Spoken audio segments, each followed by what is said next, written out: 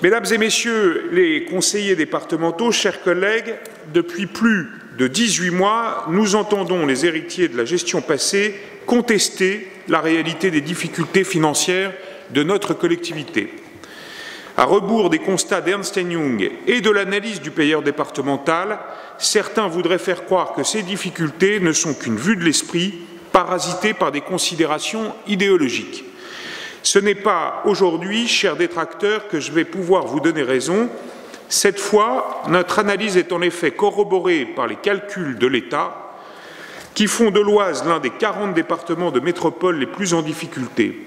Dans le cadre de l'aide d'urgence pour le financement du RSA que nous venons d'évoquer, l'Oise va en effet bénéficier pour 2016 de 3,4 millions d'euros. C'est encore trop peu pour couvrir la hausse du coût du RSA de 4,1 millions d'euros, mais c'est la preuve que la situation de l'Oise est encore très fragile.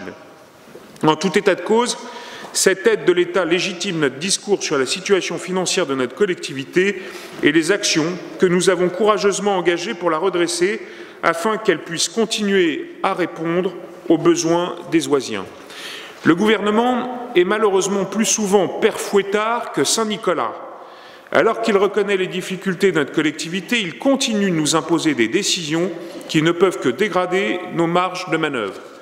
Pour 2017, nous devrons encore subir une baisse de dotation globale de fonctionnement de 12 millions d'euros qui portera la baisse annuelle cumulée depuis 2014 à 41 millions d'euros.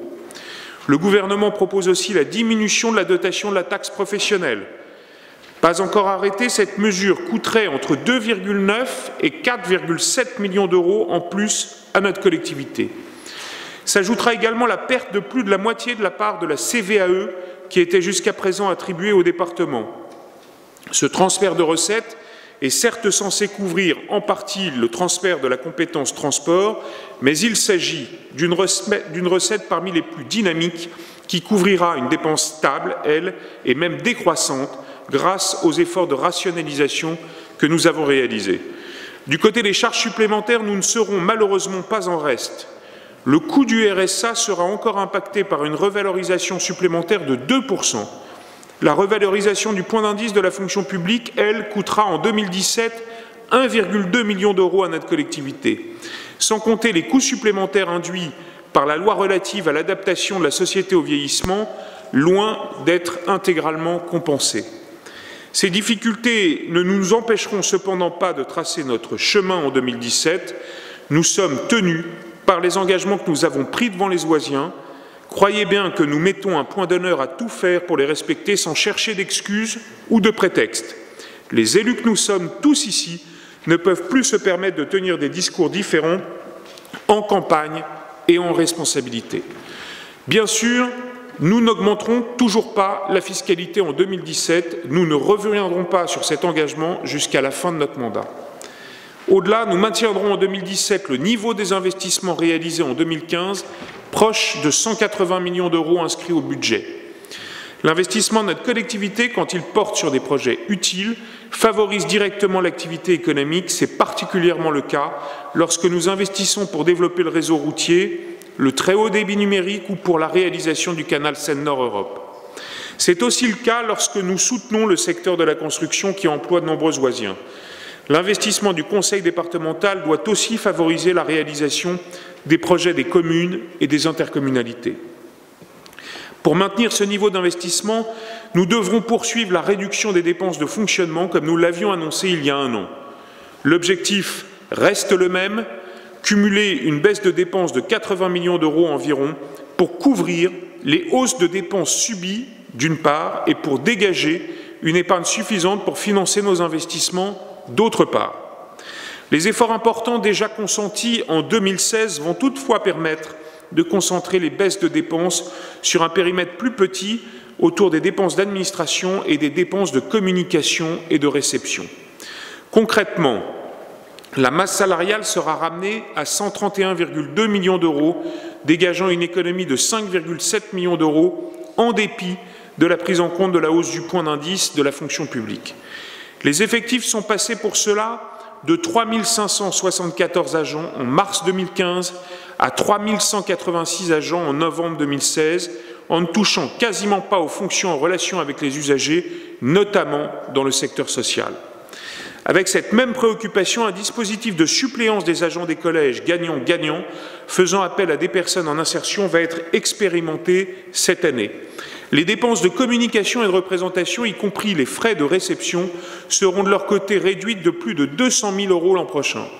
Dans ces domaines, les dépenses ont été diminuées de 56% en 2 ans, un record ou la démonstration qu'elles étaient scandaleusement élevées à notre arrivée. Au total, les dépenses d'administration seront réduites de 7,5 millions d'euros grâce à une maîtrise rigoureuse des moyens mis en œuvre, de l'impression aux véhicules de service.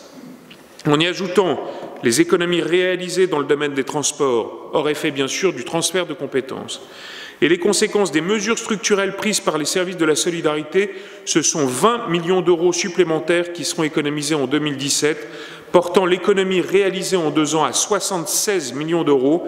C'est une somme proche des 80 millions d'euros qui constituait notre objectif initial. Sans l'effet d'ailleurs des mesures législatives imposées par le gouvernement et notamment la loi d'adaptation des sociétés au vieillissement non comptabilisée, nous aurions sans doute pu atteindre cet objectif. Ces économies permettront de maintenir, voire de renforcer en 2017 la capacité d'intervention du Conseil départemental, en d'autres termes, le niveau des crédits qui bénéficient directement aux Oisiens et aux structures qui travaillent pour eux dans tous les domaines de l'activité départementale.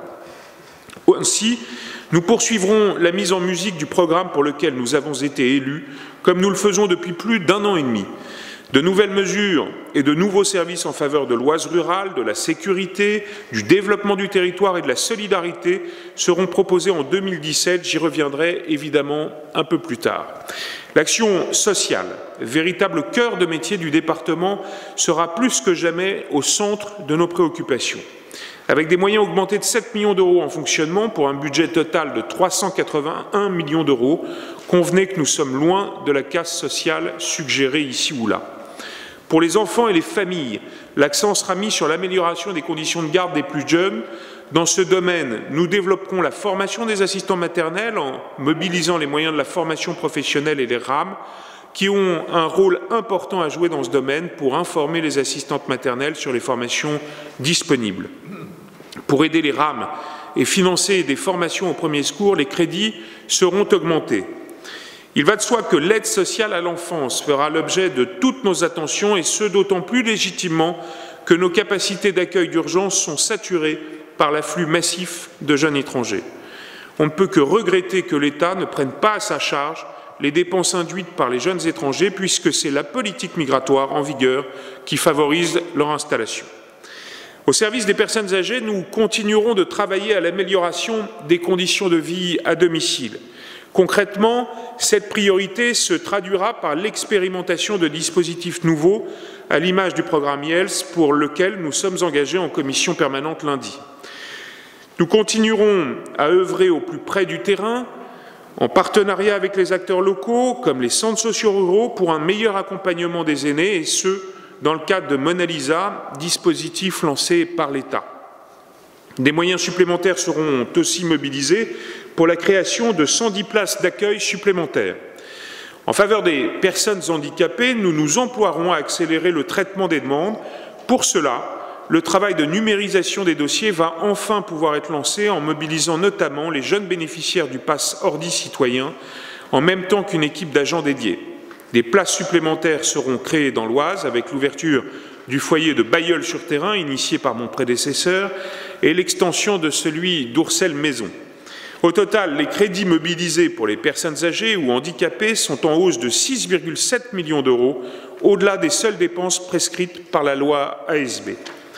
Comme en 2016, nous inscrirons pour le financement du RSA la même dépense qu'en 2015, c'est-à-dire 108 millions d'euros. C'est un choix délibéré. Il faut rappeler d'une part que cette dépense a explosé sans que les financements censés la compenser ne suivent. Les 3,4 millions d'euros accordés pour 2016 ne constituent qu'une aide d'urgence et ne règlent en aucun cas le problème structurel de financement du RSA.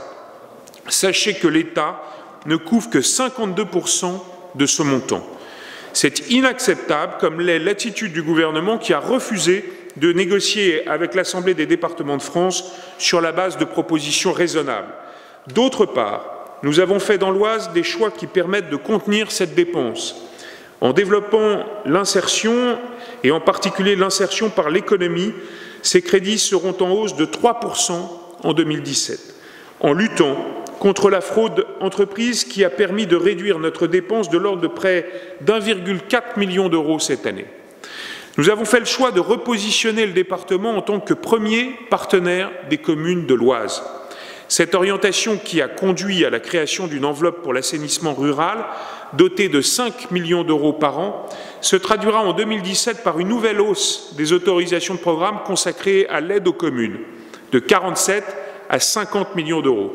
3 millions d'euros seront en effet réservés pour le financement d'un nouveau centre départemental de tri des déchets, gage d'une réduction du coût d'élimination des déchets pour les Oisiens. Évidemment, 8 millions d'euros seront également mobilisés pour le financement du déploiement de la fibre optique via le SMO-THD. 2017 sera l'année du lancement dans l'Oise d'un nouveau dispositif pour favoriser l'installation des médecins et dentistes dans les territoires sous-dotés. Nous irons à la rencontre des étudiants pour leur proposer de s'engager à s'installer dans ces territoires en échange d'une bourse. Parallèlement, nous proposerons, en relation avec les professionnels de santé, des stages aux étudiants pour leur donner ne serait-ce que l'occasion de découvrir la vie d'un médecin de campagne aujourd'hui. Au service de notre territoire, nous poursuivrons aussi notre politique d'aide aux agriculteurs fondée sur 2 piliers, l'aide d'urgence aujourd'hui pour l'entretien des machines à traire et un travail de fond pour le développement des approvisionnements locaux dans l'Oise. Nos dispositifs en faveur du logement, notamment le logement social, seront reconduits et développés pour répondre aux besoins d'adaptation des logements, en particulier des salles de bain des personnes âgées. Dans le domaine de la sécurité, le succès du plan Oise Vidéoprotection, qui a déjà permis de financer 55 dossiers, dont 41 portés par des communes de moins de 3 500 habitants, témoigne d'une attente forte de nos concitoyens. Pour y répondre, nous allons lancer des études pour la création d'un centre de supervision mutualisé qui permettrait d'offrir aux communes qui n'en ont pas les moyens un système de vidéoprotection actif, qui plus est connecté au centre opérationnel de la gendarmerie. Nous ne devons pas oublier que la délinquance, parfois sous des formes différentes, touche autant les villes que les villages. Nous augmenterons aussi les moyens octroyés aux sapeurs-pompiers. D'abord en relevant la subvention d'investissement de 2 à 2,5 millions d'euros, ensuite en lançant un plan pluriannuel de construction des casernes doté pour 2017 de 1,5 million d'euros. L'objectif est d'améliorer les conditions de travail des sapeurs-pompiers. Dans la droite ligne de la politique que nous menons depuis près de 2 ans, nous augmenterons encore les moyens consacrés au réseau routier et fluvial. Avec 3 millions d'euros supplémentaires et 66,3 millions d'euros au total, nous pourrons financer la mise en chantier du canal Seine-Nord attendu pour 2017, poursuivre la politique d'amélioration du réseau et notamment la remise à niveau des routes secondaires, préparer ou mettre en chantier progressivement des aménagements majeurs comme le doublement de la RD 200, l'aménagement du carrefour de la Pierre Blanche et la réalisation de la déviation ouest de Noyon ou encore l'aménagement de la RD 1330. À cela s'ajoute encore le paiement du loyer de la déviation de Troissereux en fonctionnement pour un total de près de 7 millions d'euros. Les transports transférés aux régions par la loi NOTRe continueront d'être intégralement assurés par le département jusqu'au 31 août. À partir du 1er septembre, nous n'interviendrons plus que pour le transport des élèves handicapés et des personnes handicapées à plus de 80%. Les négociations pour définir la charge transférée ont été longues. La commission d'évaluation des charges transférées s'est finalement appuyée sur la dépense programmée dans le cadre des DSP pour l'an prochain, ce qui nous permet de conserver le bénéfice de 2,5 millions d'euros d'économies. Dans le domaine de l'éducation, il faut souligner le niveau encore une fois très élevé des dépenses d'investissement à 25,7 millions d'euros contre 18 millions d'euros il y a 2 ans. Elles permettent notamment de financer le plan Collège du futur pour doter les classes en équipements informatiques modernes et de bon niveau. Bien sûr, le dispositif Passe Permis, qui rencontre un très grand succès, sera poursuivi. Il servira de modèle au pass Ordi citoyen dont je vous parlais plus tôt. Petit à petit, l'oise des droits et des devoirs se construit. Pour terminer, nos crédits pour les sports et la culture seront maintenus à leur niveau de 2016 et même, dans le cas de la culture, augmentés de plus de 5%.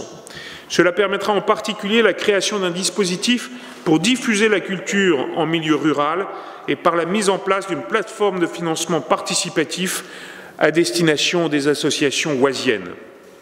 Vous l'aurez compris, chers collègues, la situation financière du département devra continuer à être surveillée. Mais son amélioration sensible, comme en témoigne notre épargne brute, nous permet de maintenir un très haut niveau d'investissement comme ce fut le cas en 2016 au bénéfice de l'activité.